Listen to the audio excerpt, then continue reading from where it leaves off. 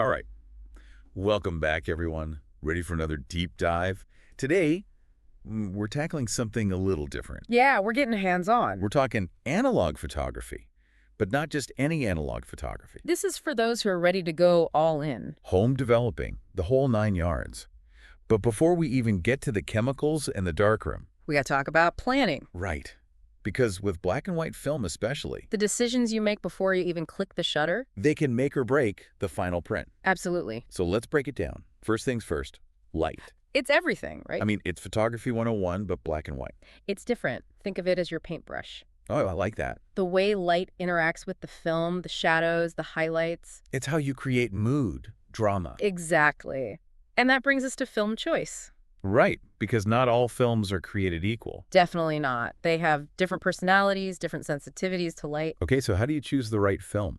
Well, you've got your ASA or ISO. It tells you how sensitive the film is to light. So higher ASA, more sensitive. Exactly. So let's say you're shooting in low light, like a dimly lit cafe, maybe trying to capture that grittiness. Okay, so darker situation, you'd want a higher ASA. Right, something like 400. Yeah. But if you took that same 400 ASA film out on a bright sunny day, Whoa, way too bright. overexposed for sure, you'd lose all that beautiful detail. For sunny days, 100 ASA is usually a good bet. So you got to match the film to the light. Absolutely. But it goes deeper than that. Different films have different, what I like to call personalities. This is where it gets fun. Right. It's not just about sensitivity. It's about the look, the feel of the film. Give me an example. Okay, so let's talk about Ilford HP5. It's got this high contrast thing going on. High contrast meaning. Really deep blacks, super bright whites. It gives you that punchy graphic look. Okay, so if I'm going for a dramatic shot, HP5 is my go-to. Definitely. Think stark landscapes, maybe some street photography with hard shadows. I'm picturing those classic film noir scenes. Exactly. Now, on the flip side, you've got something like Kodak Tri-X. Okay, what's special about Tri-X? Tri-X is all about subtlety. Rich grays, smooth transitions between tones. More nuanced, yeah. Perfect for portraits or scenes with delicate textures. You know, things where you want to capture those fine details. So it's like choosing between a bold statement and a whispered secret. That's a great way to put it. But choosing the right film is just the beginning. Camera settings, here we come. It all comes down to exposure. How much light hits the film. Okay, and that's where things can get technical. A little bit, but don't worry, we'll get there.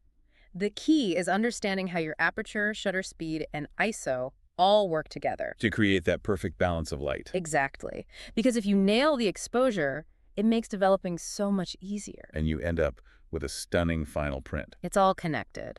Now, I know there are folks out there who are just starting their analog journey. This might seem overwhelming. It's a learning curve for sure. Any tips for our newbie listeners? Start with some budget-friendly films. Kentmere, Fomapen, and Lucky are all great options. They come in different ASAs, too. So you can experiment a bit. Exactly. And start with those 24 exposure rolls. They develop quickly so you get feedback faster. Great advice. Practice makes perfect, right? Absolutely. Well, I think this is a great place to pause for now. We've covered a lot of ground in terms of planning those black and white shots. But the fun's just beginning. Next time, we'll dive into the actual home developing process. We'll get our hands dirty. But for now, I want to leave you all with a little homework. Ooh, I like this. Think about those subjects, those scenes that you're drawn to. How would you capture them in black and white? What kind of film would you choose? How would you use light to tell this story? Start visualizing.